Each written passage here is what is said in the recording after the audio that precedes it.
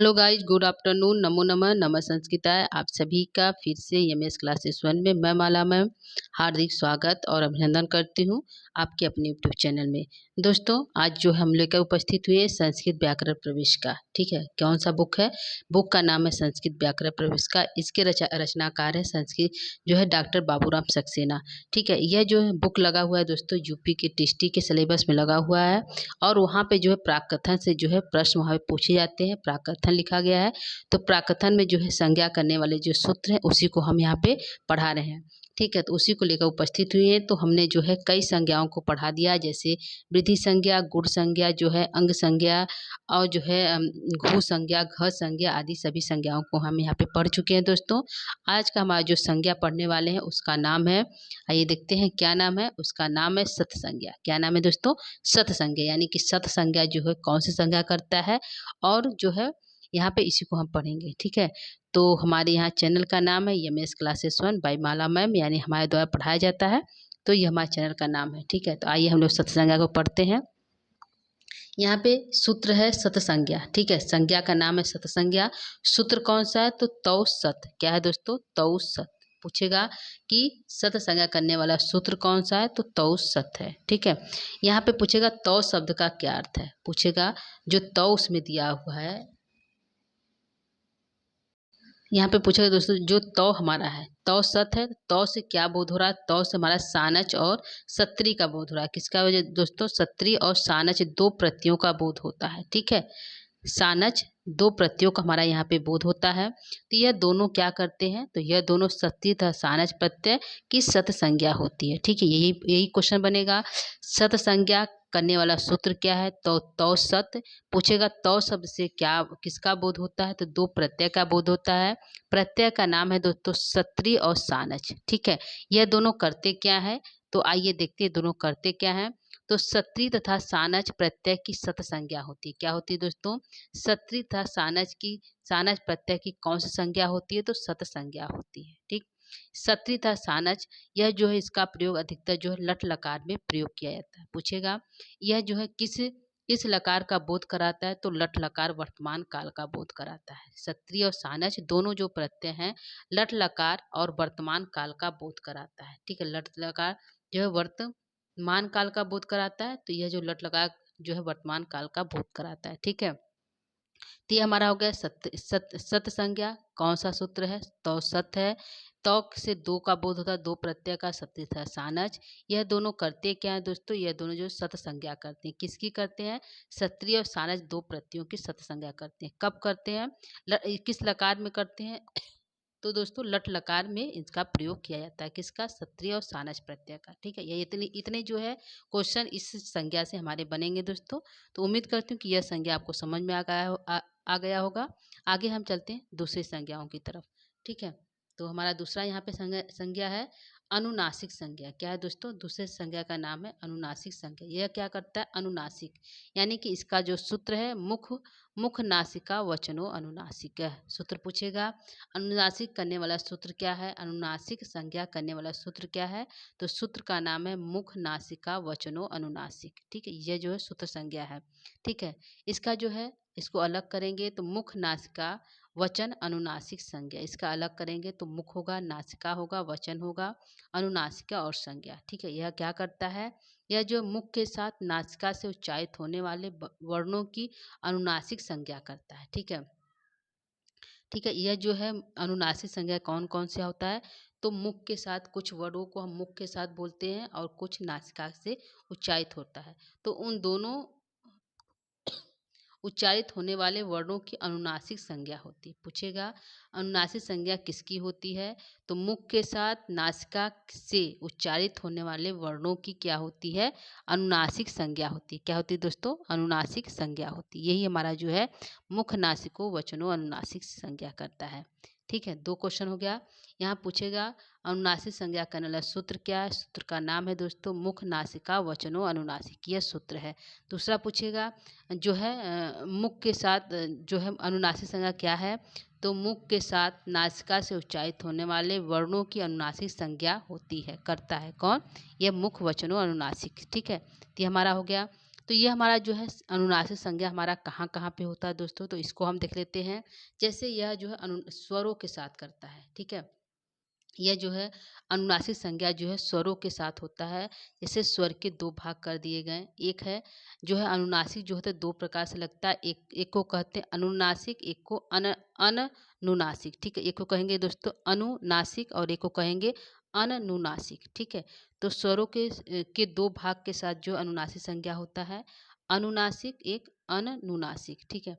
तो पूछेगा अनुनासिक के अंतर्गत कौन कौन से जो है आते हैं, तो सभी स्वर आते हैं जिनके ऊपर जो है चंद्रमाकार बिंदु, यानी कि अ के ऊपर चंद्रमा का बिंदु लग गया तो यह हमारा हो गया अनुनासिक, ठीक है। उ के ऊपर चंद्रमाकार बिंदु लग गया तो यह हमारा हो गया अनुनासिक, ठीक है। तो अनुनासिक वर्ण कितने होते हैं, सभी स्वर, यानी कि संस्कृत में कुल 9 स्वर होते हैं, तो 9 जो है अनुनासिक है। क्या है दोस्तों, सभी जो 9 स्वर वह सभी क्या है, अनुनासिक स्वर है। और सभी जो है लगते हैं किसके साथ लगते हैं, सभी जो है स्वरों के साथ लगते हैं, ठीक है। ठीक है दोस्तों, यह होगा हमारा अनुनासिक किसे कहते हैं, सभी स्वरों के साथ जो अनुनासिक लगते हैं, यानी कि किसी भी स्वर अ ई उ री री ए ओ ऐ औ किसी के साथ यदि ऐ जो है उसके ऊपर चंद्रमा का बिंदु लगा है तो उन सभी स्वरों के साथ जो है उसको अनुनासिक कहते हैं। अब अनुनासिक किसे कहते हैं, अनुनासिक किसे कहते हैं दोस्तों, तो अनुनासिक जो है इसी को हम जो निर्नुनासिक भी कहते हैं, यानी कि अनुनासिक का दो नाम है, अनुनासिक है और निर्नुनासिक है, ठीक है। इसको जो है अ ई उ ए ओ यानी कि जो सिंपल है उसके ऊपर चंद्रमा का बिंदु नहीं लगा उसको हम अनुनासिक कहते हैं, ठीक है। जिसके बाद चंद्र बिंदु लग गया वह जो अनुनासिक है, और जिसके ऊपर नहीं लगा है दोस्तों उसके ऊपर वह जो है अनुनासिक है। यानी जो है अनुनासिक वर्ण जो है मुख के साथ नासिक से उच्चारण होने वाले वर्णों की अनुनासिक संज्ञा होती है। तो कहाँ होती है, स्वर के साथ होती है दोस्तों, य व र के साथ होती है, और कुछ व्यंजनों के साथ होती है। तो आइए हम लोग यहाँ पे देख लिए स्वरों के साथ कहाँ कहाँ हो रहा है अनुनासिक। अब चलते हैं दूसरा जो है य व र के साथ भी जो है अनुनासिक संज्ञा होती है, ठीक है। तो यहाँ पे अनुनासिक और अनुनासिक, तो अनुनासिक भी हमने बताया दोस्तों जिसके ऊपर चंद्र बिंदु लगता है वह अनुनासिक हो गया। तो य व र यह सभी जो अनुनासिक हो गया। और अनुनासिक जो गया जो सिंपल है, जिसमें जो शुद्ध व्यंजन होता है य व र वही जो अनुनासिक है, ठीक है। ठीक है दोस्तों, ये हमारा हो गया जो है य व र के साथ भी जो क्या होता है य व र ल, य व र ल नहीं रहेगा दोस्तों, य व ल, ठीक है। ये तीनों के साथ रहेगा, र नहीं रहेगा। तो ये हमारा हो गया अनुनासिक और जो है अनुनासिक, ठीक है दोस्तों। ये हमारा जो है यहाँ पे जो है र नहीं रहेगा, ल रहेगा, मिस्टेक से हो गया है, यहाँ पे हमारा ल रहेगा, ठीक है। यहाँ पे हमारा ल, य व ल के साथ जो है अनुनासिक और अनुनासिक होता है, ठीक है। तो य व ल जिसके पर चंद्र का बिंदु अनुनासिक है, य व ल जिसके अनुनासिक इसको हम कहते हैं, जो सिंपल है उसको अनुनासिक वर्ण कहते हैं। अनुनासिक जो इसके ऊपर चंद्र बिंदु लगा है। तो य व ल के साथ भी अनुनासिक होता है, स्वरों के साथ भी होता है। आगे हम देखते हैं पंचवर्ण के साथ भी होता है, यानी पंचम वर्ण होता है जिसको स्पृष्ट व्यंजन कहते हैं। तो उन पंचम वर्ण के अंतर्गत भी हमारा जो है होता है कौन सा, अनुनासिक, यानी कि अनुनासिक सिर्फ होता है, अनुनासिक नहीं होता है। तो इमंगड़नम के साथ भी हमारा पंचम वर्ण के साथ भी अनुनासिक जो है वर्ण लगता है, ठीक है। आगे हम चलते हैं, यहाँ पे हमारा हो गया दोस्तों, क्या हो गया, कहाँ कहाँ पे लगा हमारा अनुनासिक, कहाँ कहाँ पे लगा दोस्तों, तो 3 जगह लगा, स्वरों के साथ, सभी स्वरों के साथ लगा, य व ल के साथ लगा, और जो है पंचम वर्ण के साथ हमारा अनुनासिक संज्ञा होती है, ठीक है।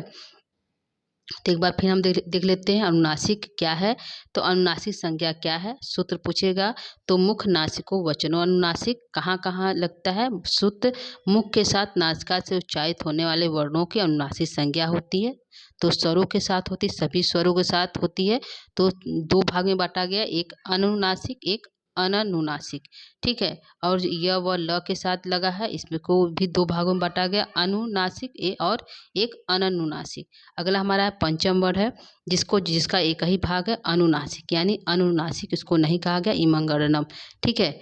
तो ये हमारा हो गया। आगे हम तीसरे जो है संज्ञा की तरफ चलते हैं, जिसका नाम हमारा है सवर्ण संज्ञा। क्या नाम है दोस्तों, सवर्ण संज्ञा हमारा यहाँ पे नाम है।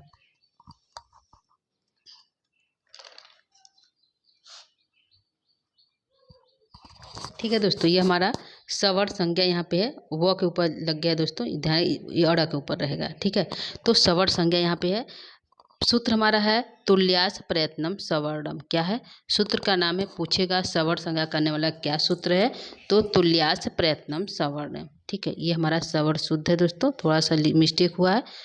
ठीक है, ये हमारा सवर्ण है। ठीक है, तो तुल्यास प्रयत्नम सवर्णम पूछेगा सवर्ण संज्ञा करने वाला क्या सूत्र है, सूत्र का नाम है तुल्यास प्रयत्नम सवर्णम।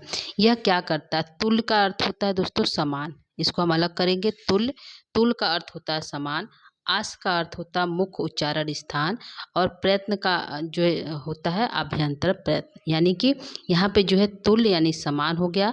आस मतलब मुख्य उच्चारण स्थान, यानी कहाँ से हमारा उच्चारण स्थान हो, कहाँ से जो हम वर्ड क कहाँ से निकल रहा है दोस्तों, च कहाँ से निकल रहा है, जो स्थान है उसी को हम आस कहते हैं। क्या कहते हैं, जो स्थान है जहाँ से वर्ड निकलते हैं उसी को हम आस कहते हैं। तुल मतलब उसी के समान, यानी क जहाँ से निकल रहा है दूसरा वर्ड वहाँ से ही निकले उसी को हम समान कहते हैं। और तीसरा हमारा प्रयत्नम है, प्रयत्न करने पर, यानी कि आभ्यंतर प्रयत्न। यहाँ पे अभ्यंतर प्रयत्न दो प्रकार के होते हैं, अभ्यंतर प्रयत्न और बाह्य प्रयत्न।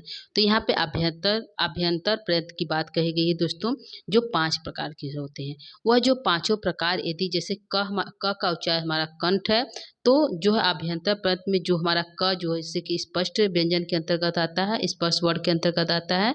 तो स्पष्ट के अंतर्गत जहाँ जो क और इस वाले क का उच्चारण स्थान एक ही होगा। ठीक है, तो इसी को कहा गया तुल्यास प्रयत्नम सवर्ण, यानी कि तुल मतलब समान, आस मतलब उच्चारण स्थान, जहाँ से क निकलना वहाँ से अगला वर्ड भी से अ निकले, तो वही जो हमारा हो गया सवर्ण संज्ञा, यानी क अ का सवर्ण संज्ञा हो सकती है। ठीक है, अगला हमारा प्रयत्नम, प्रयत्न यानी प्रयत्न करने पर अभ्यंतर प्रयत्न, स्पृष्ट अभ्यंतर, विशद ईषद स्पृष्ट, ईषद विवृत आदि जो है प्रयत्न अभ्यंतर प्रयत्न के भाग हैं।